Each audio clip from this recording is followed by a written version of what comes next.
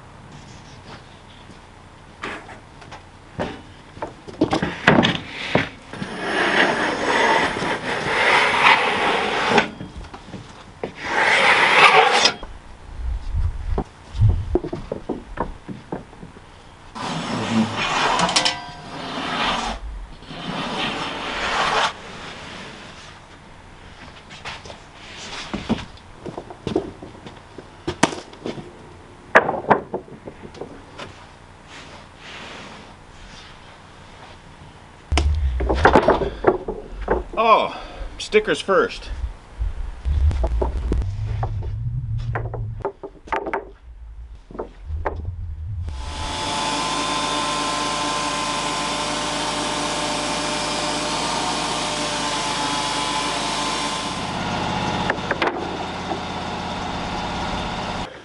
Well guys, I've got the first Ponderosa pine log down. I've got another bigger than this one, sitting on the other side of the mill, ready to load up there. I'm gonna let these air dry for a little bit. Good morning guys, it is beautiful here in Estacada this morning, but it is in the 20s, and as you can probably hear, it is windy. I think the wind chill is about 10 below zero. Behind me is the stack of lumber from the first Ponderosa pine log I milled almost a year ago. It's been air drying, and I'm looking for an indoor project today, so I'm going to plane this stuff down and make it into paneling for one of the walls in my shop. Now I've made another upgrade to the dust collection system on this giant planer. The heater vent style hose that was on here met its demise when the wire inside of it got caught in the fan of the dust collector, and it just shredded it, and it wound that wire up around the fan blade. I had to use a puller to take it apart. It was a mess, so I got this clear 6-inch vacuum tube. This will help me tell if it gets plugged up, and I'm hoping this works a lot better.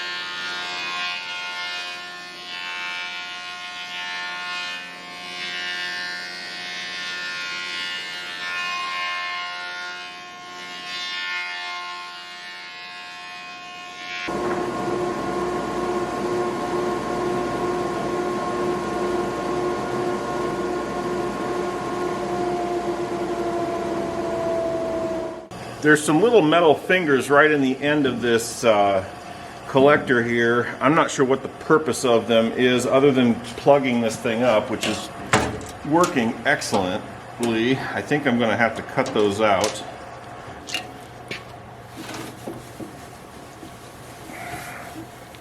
It's just catching all of these shavings on.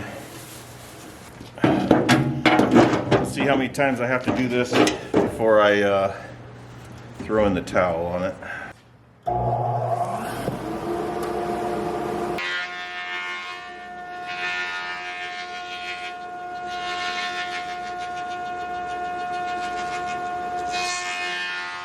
Okay, well, I cut these little blades out of the outlet of the planer there, and I've run about 10 boards through on one side without it plugging up once. But now I got a new problem. That's not running right now. That top bag is completely jam-packed. I emptied the bottom bag when I cut these out. That's 10 boards worth have completely jammed up this thing. So, next order of business is clean that thing out. This is going to make a huge mess.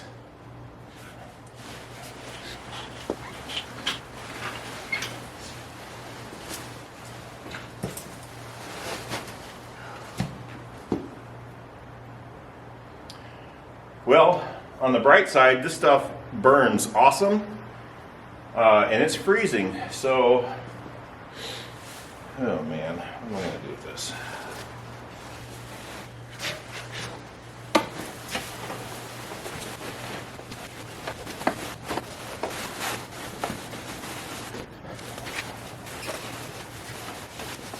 What a mess.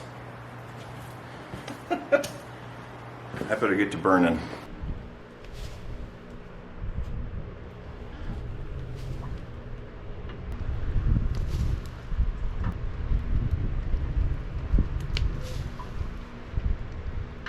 Now yesterday I added the last two plugs that I wanted on this circuit, and I insulated this wall around this window. I've got some more of this quarter sawn live edge oak that I want to make my windowsill out of and trim out the window with once I get the paneling up here. So I'm going to make some paneling. Oh, one other thing. I plan to have a workbench going all along this section of the wall, so my wall paneling will start probably about 40 inches up. I think I want the top of my workbench to be 40 inches. I'm going to run my laser on the bench here next to that window, so 40 inches feels like a good height. I've got my table saw blade set at a 30-degree angle, and basically what I'm going to do is cut these boards so that the top has a 30-degree cut here, and then the bottom I will cut 30 degrees the opposite way, and then I'll flip it over and cut back so the bottom is a point, and then it'll sit on top of this like that, kind of like I did, well, exactly like I did this my cedar boards.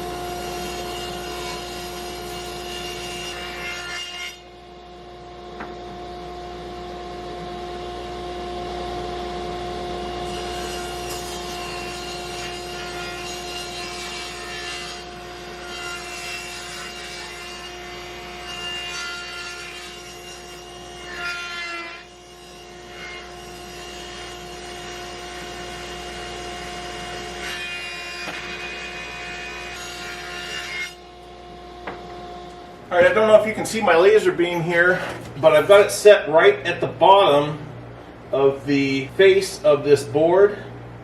And that's where my top of my bench is going to match up, so that when my bench comes around and ties into this wall, you won't have a weird gap. It'll just be perfectly matched with that. So I'm going to measure out this first piece because it's going to have obvious cutout for the window and the plug. So I'm going to lay all that out, and I will start there and go up and proceed.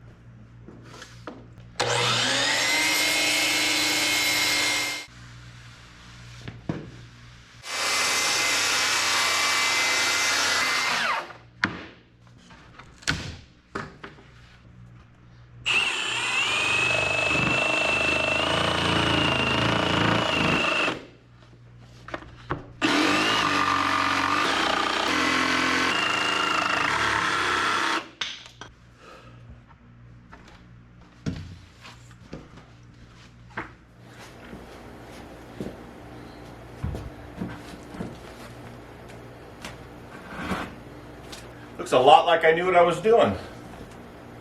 Probably a ½ inch short on that end, but I'm going to trim that out, so that's no big deal.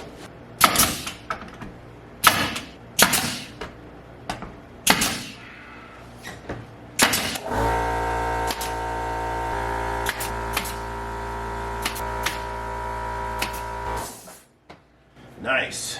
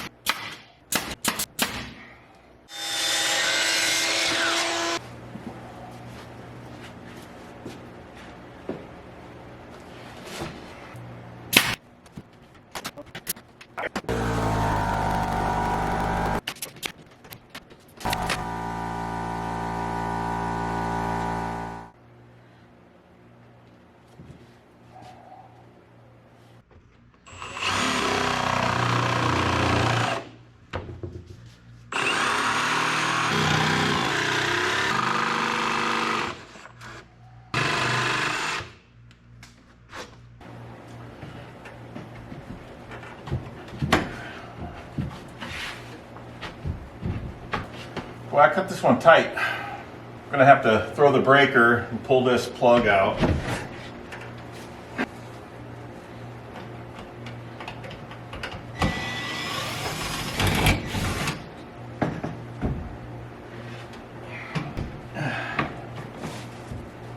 There we go. Ouch. I'm not going to lie, that's a pretty tight layout right there.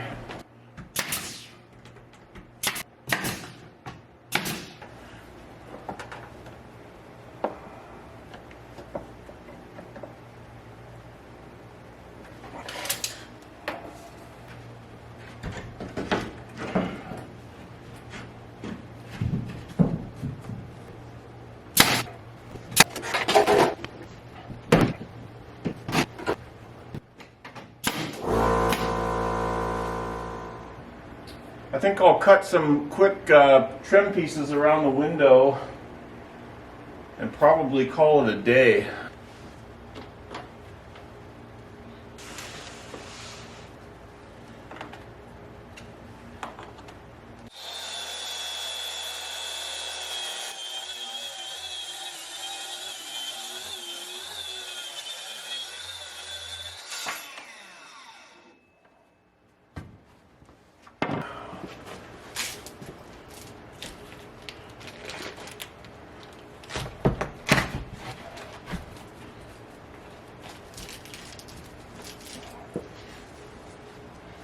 Fancy.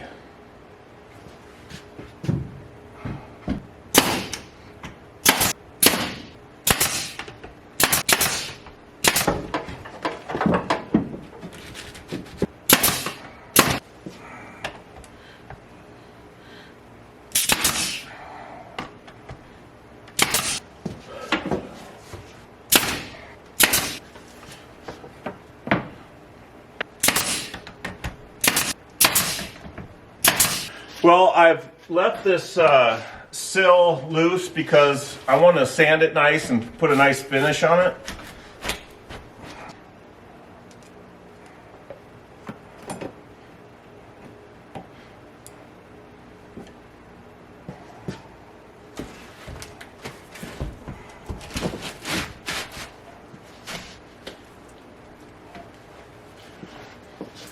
Well guys, I think that's going to do it for today. I've got to cut more bevels to continue down the wall. I want to figure out what I'm doing for a workbench top. I've got a couple ideas, but I haven't nailed it down yet. But I think that's going to look pretty good. I don't know, what do you guys think?